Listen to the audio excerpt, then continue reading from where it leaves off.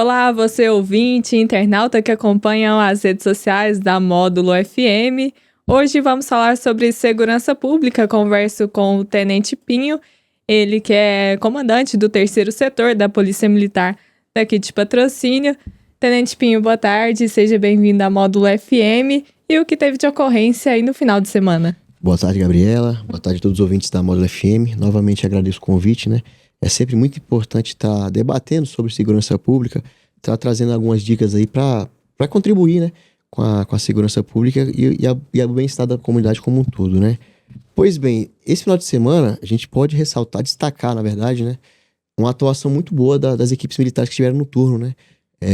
Que a gente entra aí na questão, na seara das abordagens, das operações rotineiras do nosso dia a dia, né? A gente tem a Operação Sentinela, que é abordar, identificar todo mundo na madrugada que possa estar transitando, né? Justamente para evitar a prática de crimes patrimoniais. A gente tem a Operação Choque de Ordem, né? Que a gente oportuniza e identifica todos os moradores de ruas, oportuniza eles um retorno para sua moradia, tentar trazer uma dignidade, né?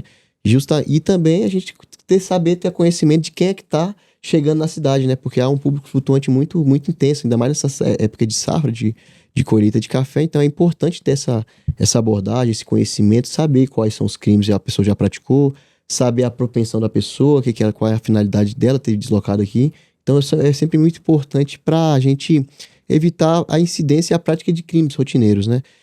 Então, como eu citei, não houve crimes violentos, né? Que são crimes aí que causam um grande clamor social. É um crime, às vezes, que causa revolta, né? Exemplo ali, um homicídio, um roubo, um estupro. Não houve nada disso. Então, isso tudo se deve à atuação muito excelente, excepcional das equipes que tiveram no turno.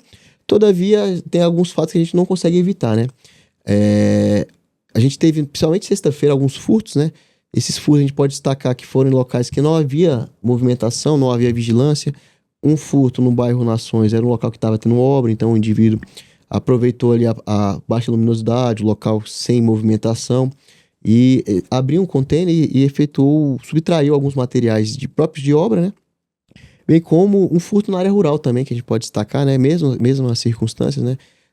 Área rural, por vezes, os moradores ficam o final de semana longe, não passam tanto tempo lá, e aí com essa ausência de vigilância e movimentação facilita a prática ilícita, né? Nessa oportunidade o indivíduo conseguiu subtrair aí um gerador de energia também. E no mais, a gente pode destacar alguns fatos que ocorreram aí, além de destacar, orientar e alertá-los, né? Que são fatos que as pessoas podem estar sujeitas a praticar, né? Primeiramente, houve um dano. O dano em si já é um crime, né? Há uma responsabilização, o indivíduo vai e quebra algo de outra pessoa, deteriora ou inutiliza. Esse é o crime do dano. Todavia, há a prática do crime do dano ao patrimônio público. Esse dano ao patrimônio público ele é mais gravoso, né? Então, há uma pena aumentada de 1/3. O crime aí, por envolver interesse da administração pública, acaba que a resposta tem que ser um pouco mais firme, mais justa, né? As consequências dos atos, né? Na oportunidade, o indivíduo, né? A viatura estava fazendo patrulhamento no bairro Serra Negra, um local de, notadamente, conhecimento nosso aí da traficância de entorpecentes, né? De ilícitos. E, dado momento, o indivíduo arremessou uma pedra no capô da viatura, danificando.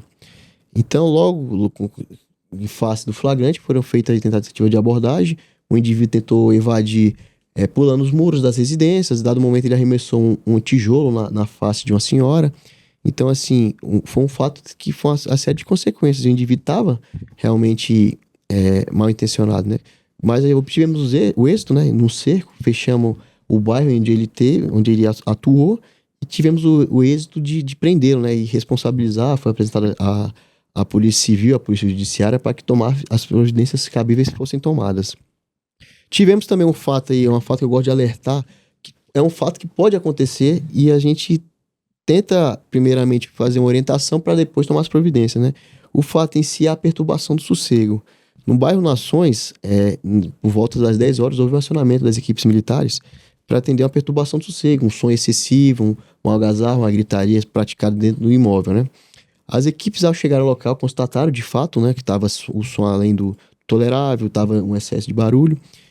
E no primeiro momento as equipes orientam, né? A gente tem essa praxe de primeiro orientar, tentar resolver sem que tenha que conduzir, né? A gente tenta orientar as pessoas, por vezes resolve, mas nesse caso, né, a gente orientou, as equipes orientaram, voltaram ao policiamento ordinário, as demandas que tinham do turno, e por volta de 1h da manhã, mais ou menos, foi novamente acionado por conta do mesmo fato, no mesmo local.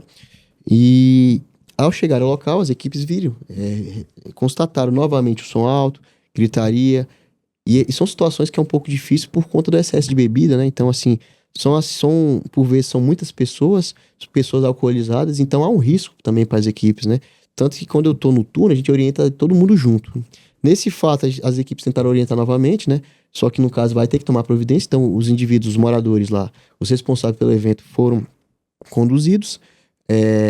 O aparelho de som foi apreendido, né? Justamente para evitar cessar de uma vez.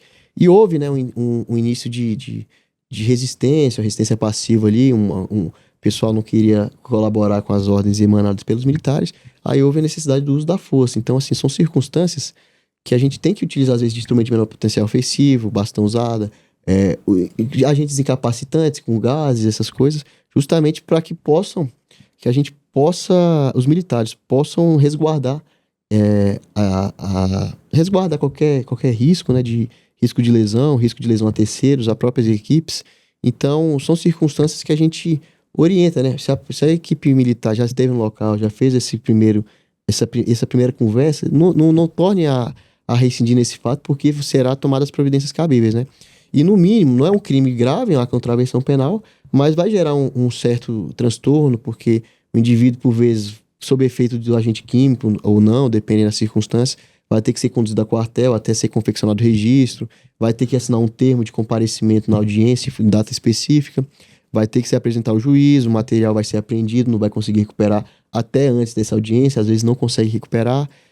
Por vezes, o juiz pode propor um acordo para não ter que continuar o fato, a investigação penal, a persecução penal, mas com esse acordo vai ter uma série de restrições, ou pagamento de multa, a restrição de direito, algumas restrições. Então, esse transtorno não compensa por conta de um som alto, algumas horas de euforia.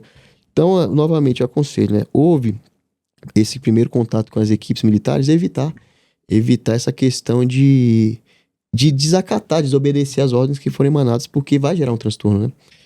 E, por fim, a gente pode destacar também aqui, né, uma situação que houve num bairro, novamente, Nações, a primeiro momento, houve um atrito entre vizinhos por conta de um cachorro da raça Pitbull, e em dado momento, esse outro vizinho, o proprietário, soltou a guia do cachorro para atacar esse indivíduo, né? Ele apresentou aí ao pronto-socorro com ferimentos, decorrência dos ataques do Pitbull.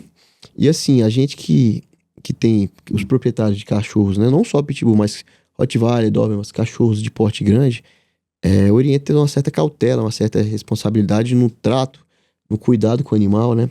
Justamente, assim, tem que saber educar bem para que ele não venha a causar acidentes na rua, né? A gente sabe que o passeio com o animal é muito importante, desestressa o animal, mas é importante estar tudo certinho. A guia, uma guia resistente que possa aguentar o tranco, né? São animais com bastante força. Uma focinheira justamente para que evite ataques e tratar com zelo o animal, né? Para que ele venha a se obedecer e saiba acatar as ordens do dono.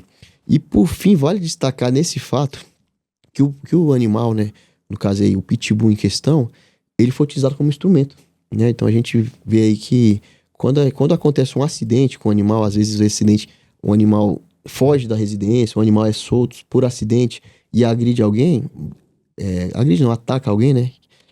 Esse fato não é um crime em si. Às vezes um excesso de cautela, uma omissão de cautela, mas são circunstâncias mais tranquilas. Agora, a partir do momento que eu sou proprietário de um cachorro forte, um cachorro que causa um certo pavor, e eu utilizo esse cachorro para atacar terceiros ou desafetos, a partir desse momento eu deixo de entrar na seara do acidente e entro na agressão. Ele utilizou esse animal como instrumento. Então equiparou, guardadas as proporções, a um uso de faca, um uso de arma de fogo. Então pode entrar na lesão corporal, pode entrar no homicídio, dependendo do grau da lesão, no homicídio culposo, no homicídio tentado. Então são circunstâncias que, tô com raiva, vou soltar meu cachorro para atacar. Há uma série de responsabilidades que a pessoa pode tomar. Inclusive pode perder a tutela desse animal, fora as consequências criminais que ele pode estar passando aí. Até voltando um pouquinho ao assunto de perturbação do sossego, até que ponto, assim, a pessoa pode utilizar o som, qual volume e até qual horário? Tem um horário definido Ou não tem dessa? Perturbação do sossego pode acionar a polícia militar a qualquer hora do dia? Exatamente, né? A perturbação do sossego realmente causa uma série de dúvidas. O que a gente orienta a equipe militar? O lazer, a gente não pode perder o lazer, né? O horário de descanso, é importante também ter isso. Só que a pessoa que está fazendo esse lazer tem que ter a sensibilidade, a empatia de perceber que às vezes o som excessivo vai causar transtorno próprio pro vizinho, né? Às vezes alguma pessoa tá no final de semana, quer extravasar um pouco, quer ter esse momento de lazer, só que o vizinho ao lado, o lazer dele é diferente, é um descanso. Então, qual o conselho? É uma certa tolerância, empatia, né? Ver que tá excessivo, ver que tá muito estrondoso, é bom abaixar, tentar um som mais ambiente, um som que é tolerável pro homem médio, sabe? E a questão do horário. O horário, muita gente tem aquela mácula achando que até as 10 horas eu posso tudo, após as 10 horas eu tenho que cessar. Tem essa ação costumeira, né? Algo que é nosso, assim. Só que, na realidade, o som excessivo em qualquer horário pode ser feito esse acionamento das equipes militares. Exemplo, horário do almoço, meio-dia, 2 da tarde, o som tá muito alto, tá muito excessivo, tá além do tolerável. Pode ser feito o acionamento da polícia. A gente vai fazer esse primeiro contato, verificar as circunstâncias na orientação, não sendo possível tomar as providências, igual foi feito nesse caso, que foi outrora narrado. Tá certo, obrigada pelas informações, Tenente Pinho. Tem algo mais que queira acrescentar? Não, só isso mesmo. Eu que agradeço o convite, né? É sempre muito importante estar trazendo essa aproximação da Polícia Militar com a comunidade, sociedade como um todo, e sempre me colocar à disposição para o que precisarem, e conte sempre com a Polícia Militar. Estamos aqui para atendê-los e para proporcionar uma cidade com maior qualidade de vida, com a maior segurança e com a maior sensação de segurança. Agradeço novamente o convite. Tá certo, obrigada. Conversei com o Tenente Pinho, ele que é comandante do 3º Setor da Polícia Militar, e conversamos aqui sobre segurança pública. Módulo FM, informação com credibilidade. Você ouviu Jornal da Módulo. Informação com credibilidade.